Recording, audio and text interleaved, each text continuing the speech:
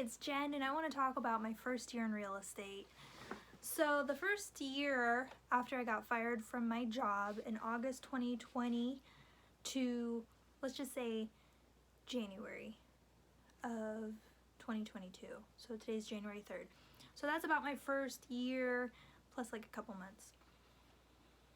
What I did was I switched brokerages. I went to Berkshire Hathaway. I had some people on Facebook saying, okay, you can get your real estate license and your mortgage license when you come to this brokerage. I said, perfect. So I switched my license to Berkshire Hathaway from, I was working in a private, smaller brokerage that had me doing cold calling for 20 hours a week as I was working my full-time job. And I did get 2 deals, but they weren't really that good and they didn't close. And when I transferred, I did not get commission from those 2 deals. So we'll just start fresh with August 2020. When I got fired, I took a week off and I filed for unemployment and I went into Berkshire Hathaway and I used my unemployment money to buy professional clothes. So I bought dresses and some professional shoes so that way I can show houses and look like a real estate agent. And I went into the office and I paired up with some of the top performers and was in the office every day. I went there at 8 a.m. and I would just like take classes and just learn as much as I could and just be available.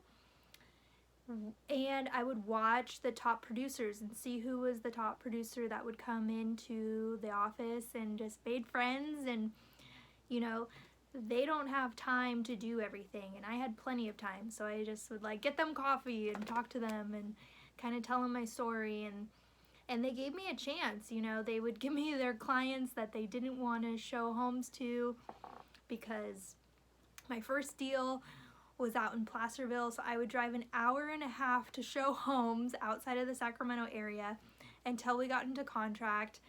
And when we did get into contract, I would drive an hour and a half one way to do the home inspection and the termite inspection, but I just wanted to learn, so I didn't really care that I had to take kind of the clients that, you know, the top producers didn't really want, and we just split the deals 50-50, and in exchange I got to learn the process of doing real estate.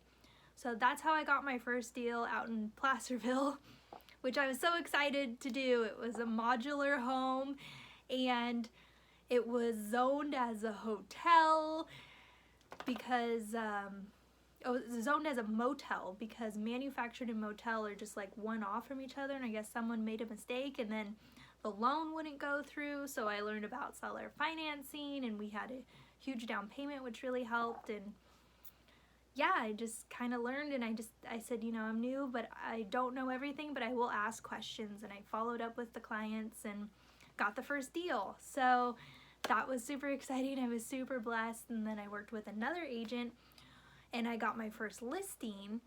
I thought I could do all of the paperwork myself instead of hire a transaction coordinator. That didn't go as well because I didn't really know the paperwork and I started messing up, and when you mess up, the clients get really nervous. So that was my first listing that I've had and kind of like my last. And not saying that they're not more coming through, but it was a little bit too much of a high pressure situation, and I should have had a transaction coordinator with my first deal. So my second deal. My first deal, I did have a transaction coordinator, and then my third deal was a buyer who's just looking for a condo under, I think it was like under 200,000. So this top performer was just like, just go show her condos and get into contract. And it was, you know, we were supposed to get into contract around Christmas, and they extended it to the 1st. And then I had a friend call me. I would go to a lot of real estate investor events here in Sacramento and just make contacts, and someone that I met there called me and said they were looking for a condo, and I helped them find a condo, and that was my first deal that I did by myself, and I already had closed 2 deals before, but I had to split it 50-50, and that was a really cool deal. I did hire a transaction coordinator for that deal, and did another deal, went back to that first agent and said, hey, okay, I need another deal. And he said, okay, go out to Yuba City and here are the clients, go find them a house. And we got into contract that first day. We're so lucky. And so we closed on the Yuba City house, and it was just like me going up to people and saying, I'm a new agent, I'm eager, I'm hungry, like, how can I help you? I would go get them coffee. If they needed, I think my first agent, he was in the hospital for like his kidney or something. He said, call me, he said, hey Jen, I'm in the hospital, can you go deliver a cake to this client? I said, sure. Anything that these people needed, I was there. I asked questions. They helped me review the contracts and understand the contract. You know, they said, order this, order that, order the home inspection, order the termite, order the roof inspection. I just was like Googling it and like, okay, yeah, here, cool. And then I was recruited with another team because they're like, wow, she's a go-getter. Like, we really want her on our team. And I did 4 deals with another partner where I split 50-50, and they would sell the houses and I would help the buyers find a new house. So that was a really busy summer, and I did 4 deals with this particular team. Then we decided to switch from Berkshire Hathaway to eXp Realty, and the reason that I switched was because this team gave me 4 deals, 4 closed deals, and they were kind of upset that I wasn't getting my own leads and I wasn't performing and I didn't really have the training. So switching over to eXp was really great because there's so much training that you can take, especially as a new agent, and there's a lot of resources and you get a lot of ideas. So I left that team, and I just really started posting on social media, and I was cold calling for myself. I did the Mojo dialer and I would cold call, and I got my other buyer because we met at a real estate investment group before, about 3 years earlier, and she was not satisfied with her real estate agent, so she decided to hire me, and we got into contract, and then she ended up buying another house. It is a new build. So agents on the outside don't get commission for that, but we still kept a really good relationship, and I'm helping her manage that rental. Now that I'm going into my second full-time year in real estate, I'm going to try something new. I don't like to cold call. I think it's really annoying. I don't like it when people cold call me. I am bumping up my social media game. I do have the 50-year planner, which is my follow-up system, as well as other books, and that's really my fun creative side. What I'm going to do differently for my second year is open houses. My goal is to do an open house as many days possible out of the year to build up my client list, to make content, to do video, to explain to people more about the buying process. I also want to do a ton of content on the real estate process because I feel like as a new agent, you're going to repeat yourself a lot, and it's kind of easier just to send someone a video explaining the process and using my time to hunt for them, to negotiate for them and everything, instead of just like explaining over and over the same thing. So doubling down on content. I take classes every day. I do it at 7 a.m. Whatever 7 a.m. class is at eXp, that's before everything. I changed my schedule.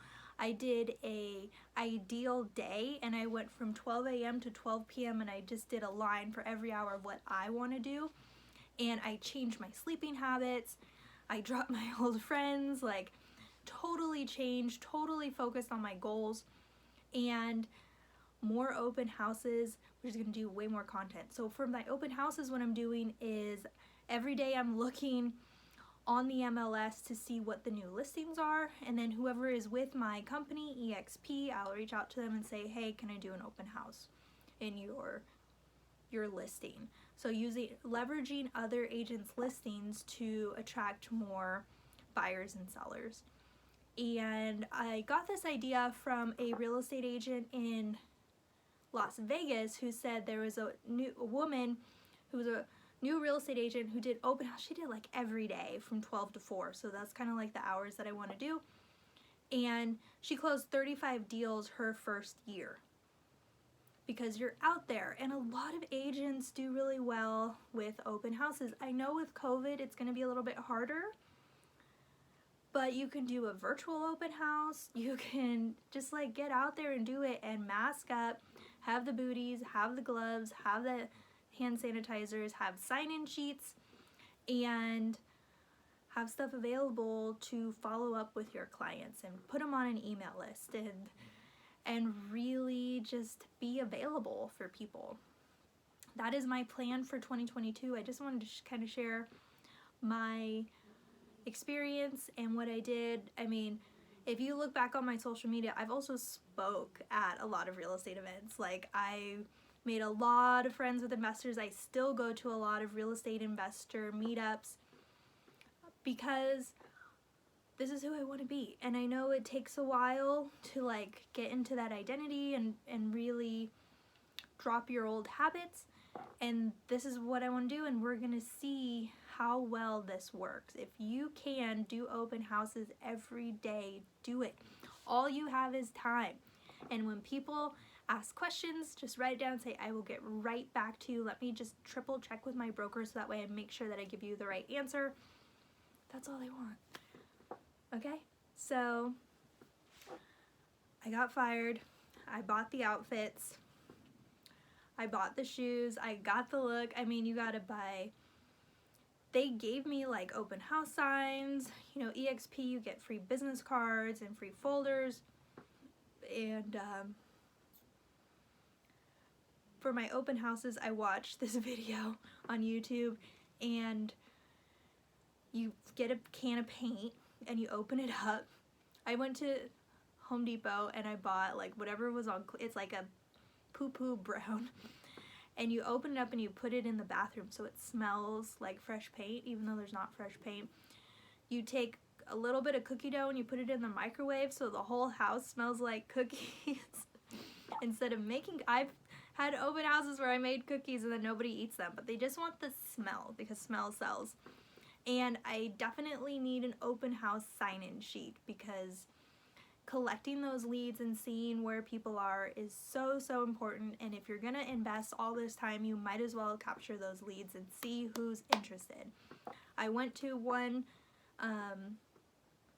listing and it was an open house and it had the spiral notebook, and it just makes so much sense to have that open and available.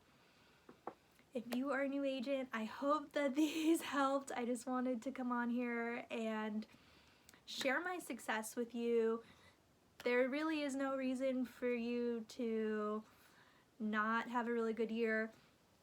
Team up with people, the right people, until you're ready to go out on your own. And believe me, not splitting the commission checks is really awesome, but sometimes you have to do it while you learn. And put yourself out there as much as possible. Whatever if you love cold calling, cold call. If you love doing open houses, do open houses, and just pump it up to what you're ready for and follow up. Also, if you're a new agent, you should purchase my 50-year planner. We've planned 5 fun things to do a month. You can plan your real estate goals, you can plan your mortgage goals, you can plan everything, and you can plan when you want to buy a house from me. Thank you guys so much for watching. I'm Jennifer Atherton. Let's see how doing open houses as many days out of the year as possible is going to uplift my real estate career and get me to 50 deals this 2022. That's my goal. All right, talk to you guys later. Bye.